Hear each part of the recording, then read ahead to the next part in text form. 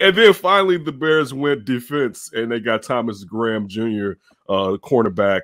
I know some of these guys. I know it's getting pie in the sky to expect all these guys to either make the team or to actually be someone that's really relevant when it comes to the team. But just to go off for all of them, what were your thoughts on Thomas Graham Jr.?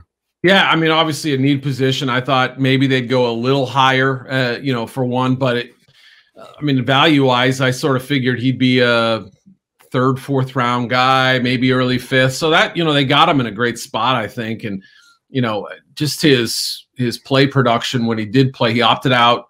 Maybe am I saying that right? Yes, he opted out last year. Had to think about that for a minute. But he had 3 years of starting experience, and you saw him get his hands on a lot of balls. I want to say he had 7 or 8 picks in his career. He had a bunch of, I think he was maybe the pass defense leader in 2018. Check me if I'm wrong, but I remember he had a bunch. So he's a playmaker, and again, not a super big guy. I wouldn't say he's freakishly athletic or anything like that, but good experience. It seems like he has pretty good technique, and there's an opportunity there, right? I mean, I think there's a job there with the loss of Fuller and just a lack of depth in general. So, I've heard good things about him. I have a guy at the Oregon program who, who says good things about him, and Javon Holland and some of the other guys, Brady Brees, who came out this year. It felt like he may have gone higher had he played last season and kept adding to his numbers.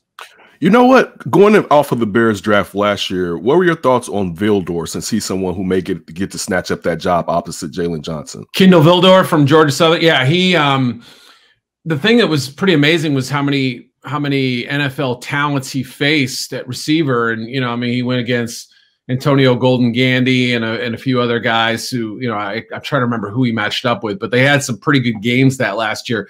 And they always stuck him on one of the best receivers. Yeah. And that was sort of an eye-opening. That gave me, a pretty good hope. And he's a feisty kid. It seems like he's competitive. He got beat some routes and some reps, but I'd have to kind of review my notes a little bit. It's been a minute since I watched him, but I remember coming out thinking, and he was down at the Senior Bowl and he was competitive down there.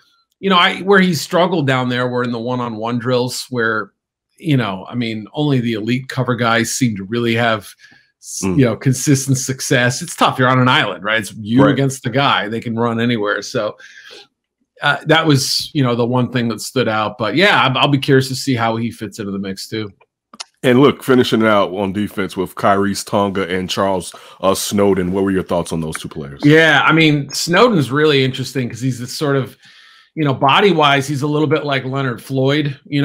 Floyd was this sort of long, spindly, kind of wiry guy for that size or whatever. And he has some intriguing athleticism and length. I mean, that's the thing that stands out. He's like, 6'6" basically, but lean. And so, I've kind of struggled with, like, there was another kid who went back to school, Coin Dang from Cal, who was the same sort of guy where you thought, what is he going to be exactly in the NFL? And I think that I suspect there was a little bit of that going on in the meeting rooms as teams discuss these prospects. Like, he's got some burst. He had a 3-sack game last year. Snowden, I'm talking about.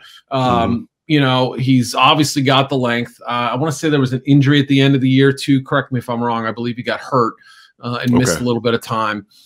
But sort of one of those fascinating athletic specimens you don't see come around very often, that those dimensions. And maybe they found a sleeper here. Maybe this is someone that they can kind of develop a little bit. Tonga, I mean, he was one of those guys who seemed like he got a lot of penetration, but didn't always make sacks or TFLs. So, there were a couple matchups where I felt like he got held in check pretty well. And I almost wonder if he's not better as kind of a hold the point kind of guy, and be able to sort of two gap a little bit.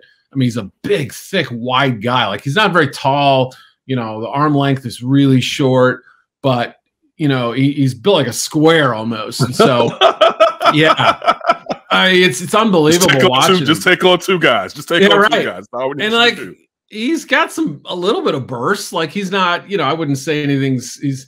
I know they used him on special teams too. He blocked 1 or 2 field goals in college, and he actually ran for a touchdown too. So you might see like a goal line full house backfield where he's at fullback, or little Fridge Perry kind of thing going on. Fridge Perry. Yes. Back then, I mean, he would have been even bigger than the Fridge, which is amazing to think about. Yeah. Of course, when you think about it. So listen, how well did the Bears do overall in this draft? How did you grade it out, Eric? I think they were my favorite team. I would shock me. I don't know that I would have, like if you told me a week before the draft that they were going to have my highest graded draft, I would have been shocked. I would have said, okay, that means they went up and got one of the quarterbacks. What did they give up? But I didn't think the cost. You tell me what you think. I mean, I kept looking at what they paid, and everybody said, "Ooh, that's a steep cost." Look what the Niners paid, going from 12 to 3 versus what the Bears paid. I think it was a perfectly reasonable price. I love it. I'll tell you this. I was fearful, and I understand why people would say do it, giving up 3 number ones for Russell Wilson, just because that's just a lot of draft capital, but it's Russell Wilson. Yep. And thinking about giving up 2 number ones for one of these quarterbacks, I was leery, but I would have done it. You swapped your first round, and you only gave up 1 number 1 pick. I love it. I think it was, and of course you have the 4th and the 5th, but still, like you held on to your 2nd round pick, and you ended up getting Tevin Jenkins, who I thought in my mock drafts that anybody asked me, I had Tevin Jenkins going to the Bears at number 20. So, and I mean, I know most people did. I'm not saying it like, oh, I'm some astute draft guy, but that was the person that I always would say, Tevin Jenkins, Tevin Jenkins, Tevin Jenkins. So no, I love what they gave up. I love the patience that Ryan Pace showed, because you thought Ryan Pace would get taken, you thought, in this situation, because people knew he was thirsty, and you thought, someone was going to be like, he's going to jump up high and we're going to get him. So no, I loved it. I mean, I was sitting there talking to Tony Gill where we were texting, because we were about to, we had to do under center a reaction for it. Yeah. And I said, you know what? I'm about to put my jacket on, because I think the Bears are about to trade up. And literally 40 seconds later, the Giants symbol changes to the Bears. And I'm like, oh, I thought it was like the next pick, not this pick. So I screamed. It was joyous to say the least. So no, Eric, I don't think they gave up a lot. No, I don't either. And the craziest part is that, Dave Gettleman, the Giants GM, they asked him a week before the draft. He does his press conference. Hey, Dave, you've never traded down in a draft before.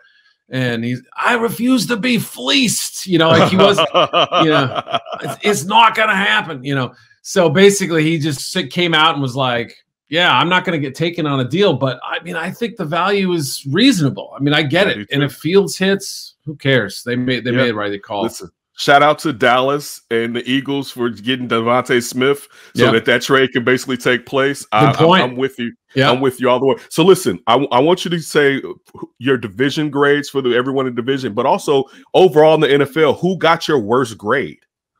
It's a good question.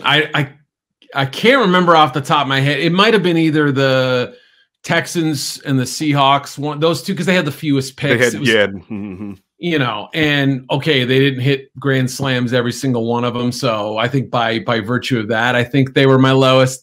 I was particularly harsh on somebody that I got a call from somebody. Who was it? I forget. I'm trying to remember, but yeah. Oh, my Colts buddy called me, and he was like, "Oh, you didn't like our draft, huh?" And I had to answer. I had to dodge that one a little bit and tap dance. And well, you see, I've been trying to grade tougher this year. Just pulling excuses. It's like my wife. Where were you? Where you been? Well, you see, honey. Got distracted. I went over there. Yeah, exactly. I forgot what I was doing up there. And, oh, we were cleaning? No doubt. Wow. Right. But yeah, division grades. I like the Vikings approach. I mean, I think most of their picks made sense. Like Christian Darrisaw, getting him on the trade down. But if you're in their spot and you're able, probably easier than the Bears, to go up and get Fields, why are you not doing it? And then you're picking Kellen Mond at 66 or whatever. That was the only thing that confused me. Did they not love Fields? It seemed like they made kind of a half-hearted trade attempt to get up there. And the Giants said, no, we'll take the Bears offer. So that was the only thing that kept me back from really kind of loving it. I love the Lions choices, a lot of like B-plus type picks, Sewell, Onwuzurike, Aleem McNeil, Amon-Ra St. Brown. I could start for them as a rookie. I mean, like they to get that kind of value at a need position in round 4 was great. So, Brad Holmes, new GM there, I thought did a terrific job. One of my favorite sort of top to bottom team grades. The Packers I didn't like. I know I'm not alone in that feeling. I like some of their day 3 choices pretty well, but I'm sorry. I never saw Eric Stokes as a first-round pick. Great athlete, elite athlete. Maybe he taps into that talent. I certainly had some questions about the approach of the draft and how they went about sort of putting it together, but maybe it was just all that negativity around Aaron Rodgers that got me dragged me down with it. It's possible. It happens. It happens. So that may have been it.